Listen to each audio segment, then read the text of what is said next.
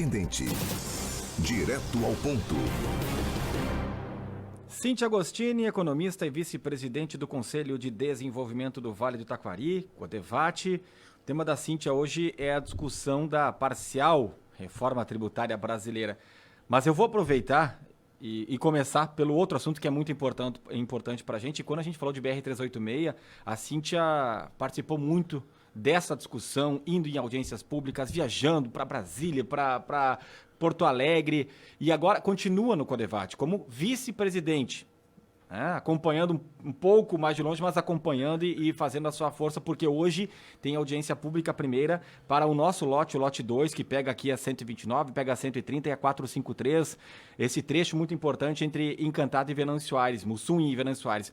Cíntia, o que dá para falar sobre essa audiência pública, a expectativa para hoje e aquilo que a gente pode esperar, né? Porque está tendo muita manifestação também sobre a não presença da praça de pedágio nos municípios. Tivemos na semana passada em Encantado e Cruzeiro e nesse final de semana em Arroio do Meio também. Tudo bem? Bom dia. Bom dia, Ricardo, Nicolas, a todos os nossos ouvintes da Rádio Independente.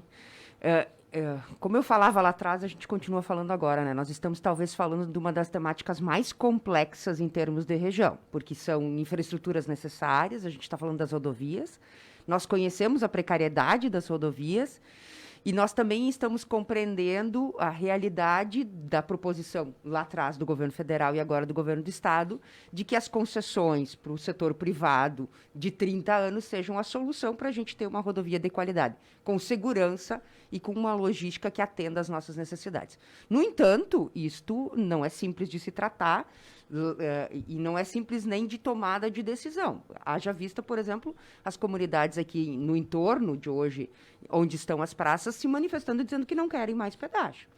E individualmente isso é um tema bastante complexo. O que nós temos que olhar é enquanto coletivo, e nós estamos novamente, enquanto entidades, trabalhando naquilo que é o que a gente entende que é a melhoria de um projeto que está sendo proposto. Na verdade, a gente tem, nesse momento, por parte do Estado, que é da Secretaria de Parcerias e que trabalha o tema das concessões, menos informações sobre projetos. Então, esta é uma demanda nossa. Nós precisamos conhecer detalhes desses projetos para poder realmente termos qualidade de debate. Então, tem que vir para o detalhe. E aí eu estou falando do detalhe é saber prazo de recapeamento de acostamento, só para o nosso ouvinte ter ideia de quanto a gente está falando de detalhe. É o tipo da obra que vai acontecer, em que condições que vai acontecer, nos prazos que vai acontecer e assim por diante. Tudo isso faz parte dessa discussão. Além disso, há um consenso na região e uma discussão nossa sobre o tema da outorga. Nós não aceitamos a outorga como uma condição desse contrato. É uma temática que está sendo discutida a nível federal e estadual, ela tem legislação que prevê, só que a outorga é um recurso que a empresa coloca e que isso encarece a tarifa. Então, a gente não entende a outorga como algo viável em termos de custo-benefício para a sociedade. Nessas condições, nós também estamos trabalhando para que isso não aconteça. E quando a gente fala para as nossas comunidades e olha para as nossas comunidades que estão se manifestando, elas vêm de contratos que não foram contratos que foram saudáveis, né? Aconteceram pouquíssimas obras e foram pagos muitos anos de pedágio. No entanto, em algum lugar essas praças têm que estar, já que a regulamentação do free flow, que até o ano passado a gente dizia que não existia e que agora tem lei, mas não está regulamentado ainda, ela não tem condições de imediatamente ser implementada, a praça fisicamente tem que estar em algum lugar. Qual é a defesa das nossas entidades? Que minimamente, então, esteja na divisa de um município com outro, para não dividir comunidades. É o que a gente defendeu lá atrás e é o que a gente continua defendendo. Qual é o prejuízo dessa audiência pública, talvez, né? É uma audiência pública virtual, onde tem um link que tem que se inscrever previamente para poder falar. Isto faz com que menos pessoas tenham acesso à fala, à manifestação. Nós estamos nos organizando enquanto entidades para que a gente traga esses assuntos à mesa. Mas, sim, a gente sabe de que a participação da sociedade como um todo é necessária, fundamental, mas que a gente tem aí uma certa dificuldade em função da virtualização nesse momento. Bem, para colocar alguns pontos importantes em relação a tudo isso. Primeiro que, assim como foi na 386, as audiências públicas que foram feitas, a maioria das pessoas colocaram contra o pedágio e agora não é diferente. A diferença é que a 386 não tinha pedágios e agora tem. As RS, elas têm e agora continuarão. Preocupações. preço da tarifa. A gente olha aqui, por exemplo, a tarifa mínima da 130 em Encantado variando de 6,89 a 9,19 e a da 453 em Cruzeiro de 6,65 a 8,86. São valores altos, acima do que é cobrado nesse momento. E principalmente por esse ponto que você acaba de colocar. Já estão pagando há tanto tempo pedágio com rodovias precárias. Exatamente. E aí vem um componente. A outorga e a forma que o contrato está sendo modelado, que esse é o termo, ele implica que o máximo de deságio é 25%. E aí o máximo de redução dessa tarifa fica muito limitado a uma entrada de recurso na outorga. Nós temos que nos libertar disso para poder realmente ter uma tarifa mais interessante. E isso aconteceu na 386, mas aconteceu em outra rodovia estadual, que é a 287, que houve um deságio maior e que a tarifa começou lá em pouco mais de R$ 7,00 e parou em R$ 3,40, R$ 3,50, se eu não estou enganada. Quer dizer, tem espaço, né? E tem negócios que conseguem fazer isso. Qual é a preocupação do Estado? De que, bom, a gente tem empresas sólidas que façam esse atendimento.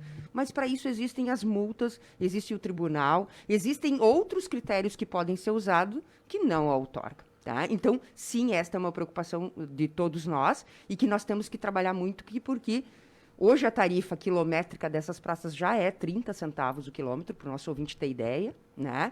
Nós estamos aqui falando de uma tarifa quilométrica a menor, porque nós estamos falando de mais de 400 quilômetros, mas o desembolso, nesse momento, ele pode, sim, ser prejudicial à nossa sociedade nessas comunidades. Por isso, o nosso esforço tão grande para que esse projeto seja revisitado e melhorado. E a nossa reforma tributária brasileira parcial, hein, Cíntia? E o parcial foi bastante generoso, meus amigos, porque, na verdade, a gente só está discutindo imposto de renda. Imposto de renda de empresas, imposto de renda sobre os dividendos, o sistema financeiro, e imposto de renda sobre pessoas físicas, né? Investimentos, empresas e pessoas físicas. Por isso que a parcialidade, inclusive, foi bastante generosa.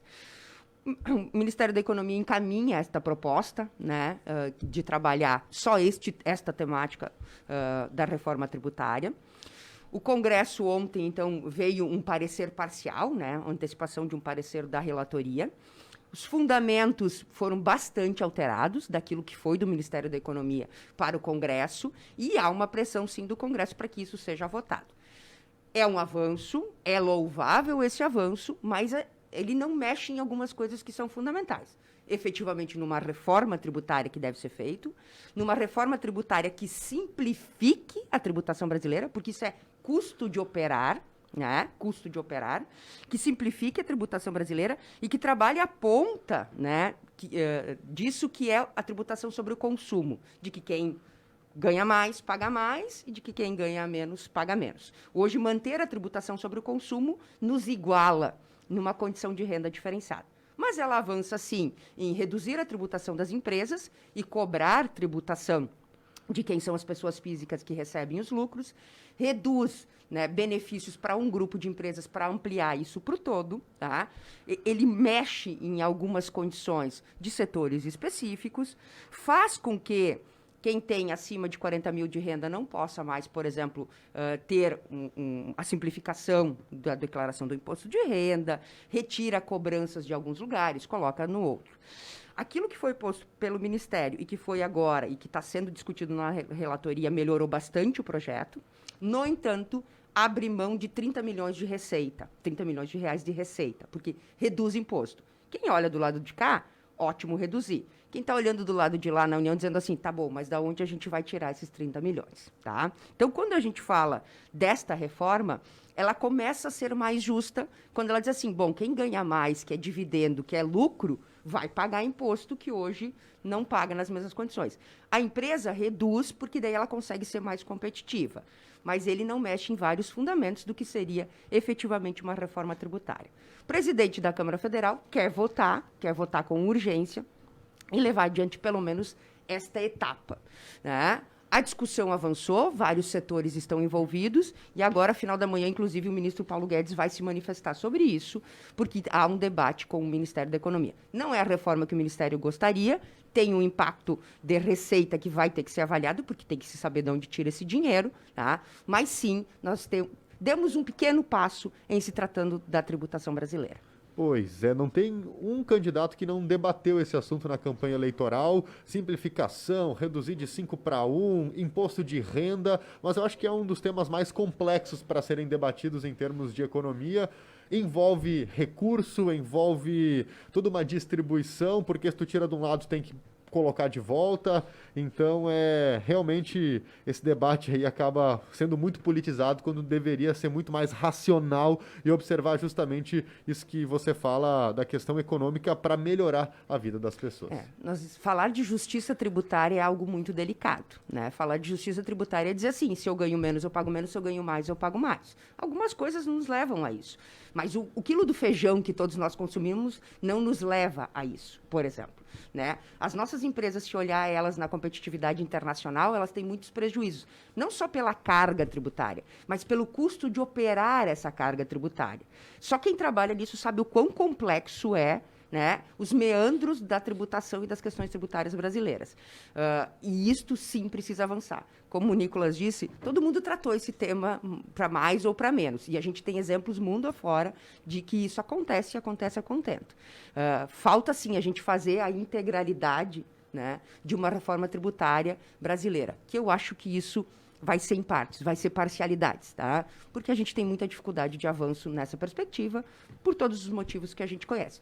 Ok, mas estamos avançando. Eu acho que esse é o sinal que nós precisamos levar. É isso aí. Poderia ser melhor? Poderia, mas é um primeiro passo. Exatamente. Cíntia, obrigado pela tua participação de sempre conosco aqui no Troca de Ideias. A gente que agradece, um bom dia e uma boa semana a todos, gente. Valeu, Cíntia Agostini, vice-presidente do Conselho de Desenvolvimento do Vale do Taquari, o Codevate, e também